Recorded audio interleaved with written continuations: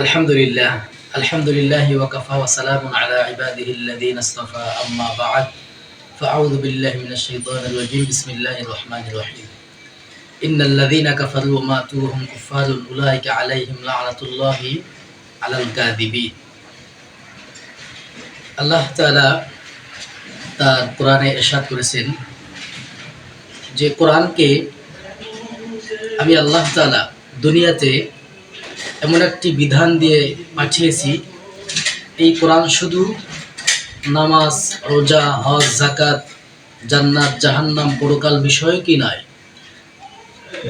জীবন ব্যবস্থা, আদর্শ, রাষ্ট্র পরিচালনা, কিভাবে দেশ চলবে, কিভাবে জাতি চলবে, কিভাবে সমাজ চলবে, এই সব কিছু দিয়েই আল্লাহ তাআলা এই কোরআনকে পৃথিবীর জমিনে পাঠিয়েছেন।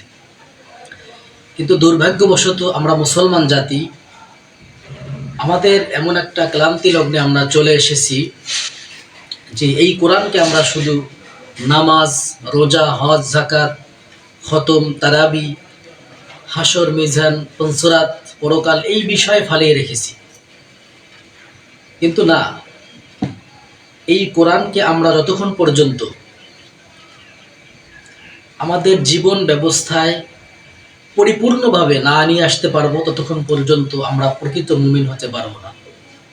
এজন্যই আল্লাহ তাআলা বলেন, যেই ব্যক্তি যারা এই কোরআনকে শুধু নামাজ, রোজা, হজ, যাকাতের উপরই ফালিয়ে রাখবে এবং আখিরাত, পরকাল, জান্নাত, জাহান্নামের কাছেই কোরআনকে ফালিয়ে রাখবে, তাদের সামাজিক জীবন, পারিবারিক জীবন, রাষ্ট্রীয় জীবন, তাদের দেশের সম্পদ, দেশ পরিচালনায় যখন তারা এটা ব্যবহার না করতে পারবে, এই কোরআন তাদের উপর এমনভাবে আযাব নিয়ে আসবেন, ফেরেশতারা এবং সমস্ত মানুষ, সমস্ত কল্যাণকামী যত যা কিছু আল্লাহ সৃষ্টি করেছেন তাদের লানত নিয়ে এই মুসলমান জাতি বারজাখের জমিনে, কবরের জমিনে পৌঁছাবে। আমরা মুসলমান জাতি, আমরা জানি এ দেশ আমাদের, মুসলমান জাতি আমরা যেভাবে দেশ চালিয়েছেন ওমর রাদিয়াল্লাহু তাআলা আনহু, পয়গম্বর সুলাইমান আলাইহিস সালাম तमाम পৃথিবীর রাজত্ব করেছেন। বাদশা জুলকারনাইন, আল্লাহ তাআলা তার কথা কোরআনে বলেছেন, ওয়াসালুনাকা আন যিল কারনাইন, যে তোমরা কি বাদশা জুলকারনাইন সম্পর্কে জানো না? বাদশা জুলকারনাইন तमाम পৃথিবী শাসন করেছেন। আর আমরা মুসলমান জাতি, আমাদের একটা দেশ আমরা কিভাবে পরিচালনা করব, এখানেও আমাদের দ্বিমত বেজে যায় যে আসলে এটা কার হাতে গেলে এটা ভালো থাকবে, ইসলামিক কালচার হবে, রাষ্ট্র হবে। কই, আমরা তো বিগত দিনে বহুত কালচার আমরা দেখেছি। আমি দলের নাম নিব না, আপনারা ভালো করেই জানেন, কারণ আপনারা বিচক্ষণ মানুষ, বিচক্ষণ ব্যক্তি।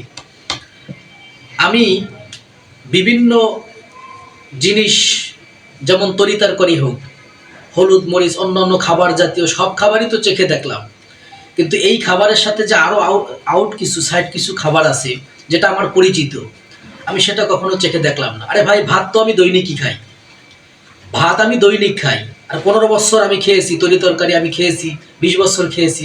এখন একটু আটা রুটি খেয়ে দেখি, একটু গম খেয়ে দেখি, জব খেয়ে দেখি, দেখি কোনটা স্বাদ কোনটা। এমন তো না আপনি মরে যাবেন। বাঙালি ভাত খায়, আরব রাষ্ট্রের মানুষরা রুটি খায়, জব খায়, আরও অনেক কিছু খায়, কই তারা তো মরে নেয়। তো যেহেতু অনেক কিছুই আপনারা স্বাদ গ্রহণ করেছেন, সাইড কিছু স্বাদ গ্রহণ করে দেখুন যে দেশটাকে ইসলামিক কালচারে নিয়ে আসা যায় কিনা। তবে একটা চিন্তার বিষয় হচ্ছে যে আপনিও জানেন, আমিও জানি যে কোনটা ভালো এবং কোনটা মন্দ, কিন্তু কালচার আমাদের এমন হয়েছে যে আমরা জানি এই জিনিসটা ময়লা, তারপরেও সেখানে আমরা হাত দেব। আমরা জানি যে এই বিষ খেলে আমি মরে যাব, তারপরেও সামনে যখন পড়েছে না একটু চেখে দেখেই, যখন বিষ আপনি খেয়ে ফেলেন তখন এমন অবস্থা হয় যে আপনি হসপিটালে যান, ডাক্তার আপনাকে বকাঝকা করে। ডাক্তার আপনাকে বলেছে যে এই বিষের কাছে আর তুমি কখনোই যাবে না, গেলে তোমার জীবন বিপন্ন হবে। আপনি সুস্থ হয়ে আবার বিষের কাছে গেলেন, তাহলে কি হলো যে এমন হয়ে গেল যে কুকুরকে কিংবা বিড়ালকে আপনি যতই চোখ বেঁধে বা তওবা পড়িয়ে দেন যে কাটার কাছে যাবি না, মাছের কাছে যাবি না, কিন্তু বিড়াল কি করবে, 2 দিন পরে 1 দিন পরে আবার সেই মাছ, তার একই খাদ্য। তো যাই হোক, আমাদের জীবন ব্যবস্থা, আমাদের জীবন আদর্শ কোরআনের সাথে মিলাতে হবে। আর কোরআনের সাথে মিলাতে গেলেই তখন আমার রাষ্ট্রীয় জীবন, পারিবারিক জীবন, সামাজিক জীবন, আরে ভাই আপনার পারিবারিক জীবন যখন আপনি গঠন করতে যাবেন সেখানে কোরআন লাগবে। আর পারিবারিক জীবনের ভিতরে কোরআনের সাথে সাথে দেশের কালচার মিলাতে হবে।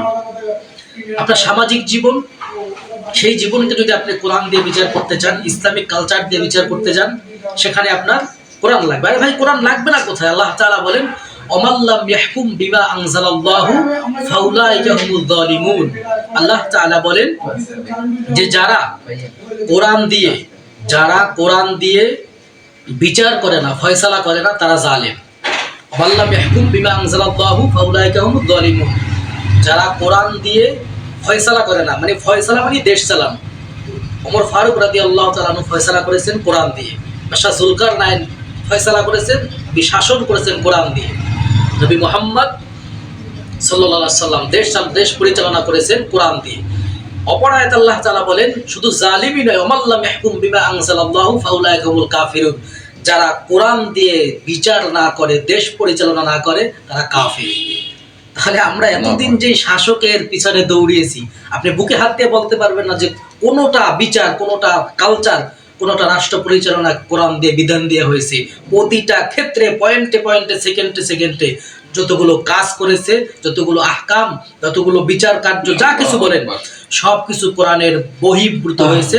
এবং আল্লাহর আইন অনুযায়ী ওমাল্লাম ইয়াহকুম বিমা আনজালাল্লাহু ফাউলাইকা হুমুল কাফিরুন, তারা মুসলমান নয়, তারা কাফের। তাহলে এতদিন যাদেরকে আমরা দেখেছি, বা ওইভাবেও যদি সামনে আপনি দেখতে চান, তাহলে কাফেরের আনুগত্য আপনি করবেন, জালেমের আনুগত্য আপনি করবেন?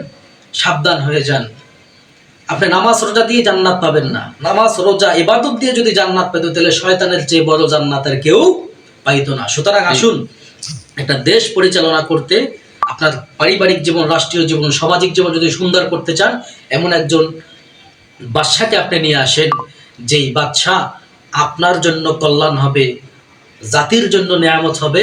আর ন্যায়পরায়ণ বাদশা শুধু নিজেই জান্নাতে যাবে না, যারা তাদের ছায়াতলে থাকবে তাদেরকেও শাফায়াত করে জান্নাতের মেহমান বানায় দিতে পারবে। সুবহানাল্লাহ।